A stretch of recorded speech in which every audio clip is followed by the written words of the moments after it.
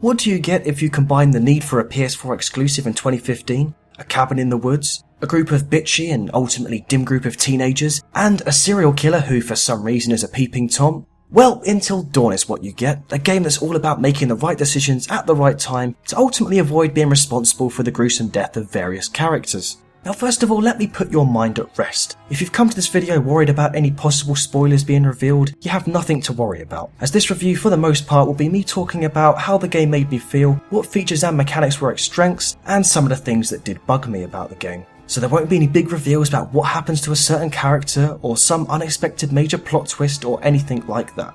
Right, so now that we've got that out of the way, let's very briefly and very vaguely talk about the story aspect of Until Dawn. If you didn't already know, the game is called Until Dawn because your job as the player is to survive, well, until dawn. In total, you're in control of 8 teenagers who are based on a snowy mountain, as you've all decided to take a break from the rest of civilization and just have a general get-together. As soon as you start your initial playthrough of the game, you'll probably get an immediate sense of some of the classic horror films we know, such as Friday the 13th, with a bit of Texas Chainsaw Massacre, Believe It or Not Final Destination, and even the Saw franchise coming to mind at certain parts. If you're confused as to why I said Final Destination, don't worry, I'll get to that bit later. Now, while the majority of the game is based around these teenagers in the middle of nowhere, by far some of my favourite parts of the game had to be these occasional therapy sessions where the game basically takes this opportunity to ask you your innermost fears and what makes you tick. And the thing is that these decisions you're making during these sessions will actually have an effect upon what you experience in the game. It's basically this whole idea of being open and sharing your fears, only to have the game troll you with them at a later time. Another effective way Until Dawn manages to add more depth to the story is by making your relationships with certain characters either improve or worsen depending on how you talk to them and what you say to them. There's even a menu where you can look through all of a character's personality traits and see what their relationship statuses are with each of the other characters. So it's important to take into account what character you're talking to, what their personality and relationship with you is, and ultimately base your decision around that. But enough about story, let's talk about what is probably the most important aspect of games, which is of course the gameplay. I have to start off by saying that even the simple fact that you're controlling these characters from how they decide to speak to the actions they do makes it a whole lot scarier and intense than simply sitting back on your sofa and watching Jeepers Creepers on your DVD player. Speaking of the scare factor, there are quite a lot of jump scares throughout the game, and although some may consider this to be a cheap tactic in the horror genre, a lot of them are fairly well placed, and on quite a few occasions I found myself literally jumping out of my seat. However, I do have to say that during the first 30 minutes or so, they definitely happen way too frequently, which results in them being very hit and miss for the most part, and even tiresome after a while.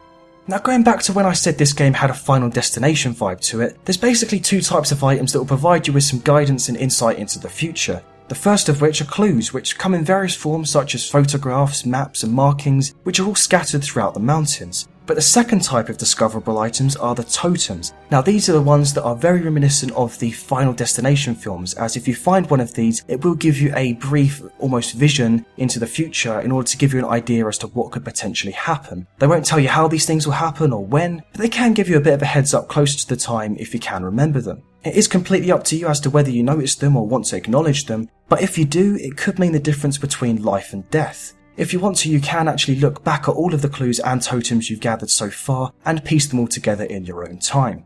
The only real criticism about the gameplay that I can think of is that during my playthrough I did notice quite a few inconsistencies with how the character would react to the world. For example, a glass would smash in another room and the character I was controlling at the time had zero reaction to it. But then another time a door would slam and the character would start questioning out loud what that was. It's definitely not something that ruins the game, but it does weaken the immersion a bit.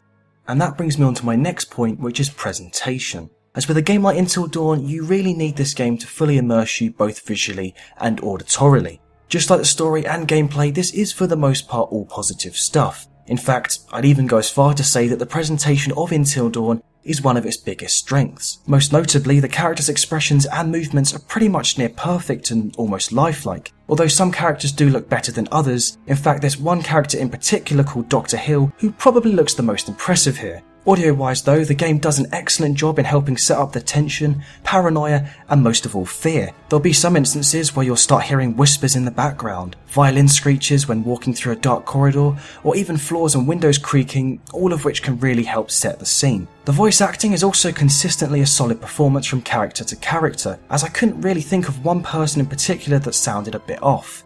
Now, I hate to be one of those guys, but unfortunately I do have to bring up frame rate in this review. Don't get me wrong, I'm not one of these keyboard warriors who sit down at their computer and complain every day on the internet about how every game has to be 1080p or 60 frames per second, otherwise it sucks. No, the reason I mention frame rate is because it struggles to even stick to 30 frames per second for quite a lot of the game. From what I experienced personally, the game would constantly jump anywhere between 20 to 40 frames, which did become a bit jarring and distracting at times. I feel as if the game would just be better staying locked at 30 rather than dipping above and below it constantly, as it really does become noticeable during certain parts of the game. So developers, please take note when I say this. Stop trying to aim for occasionally reaching 40 frames per second just to have it essentially poop itself and hit 20 not too long after. A locked frame rate is always better than a varying one.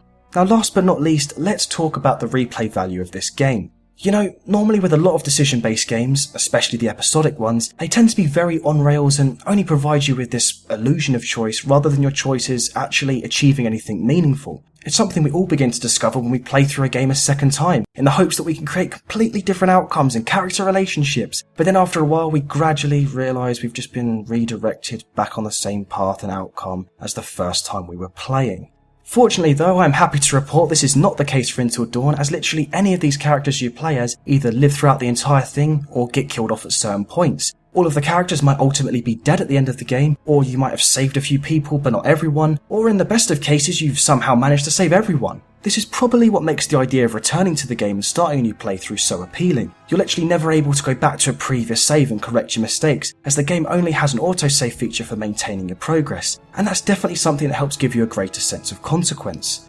All in all though, one playthrough will typically take you around 9 to 10 hours, but it really does depend on how much time you're going to spend collecting and analysing all of the clues and totems and checking out any points of interest. I have to say though, I think the real strength of Until Dawn is because there's so many different decisions made by each of the characters leading to so many different outcomes, you're always left wondering what if? What if I could have saved that girl? What if I hadn't forced that character to storm off? Or what if we hadn't decided to split up the group? These are the kind of things that will be constantly running through your mind whenever some monumental event or disaster happens.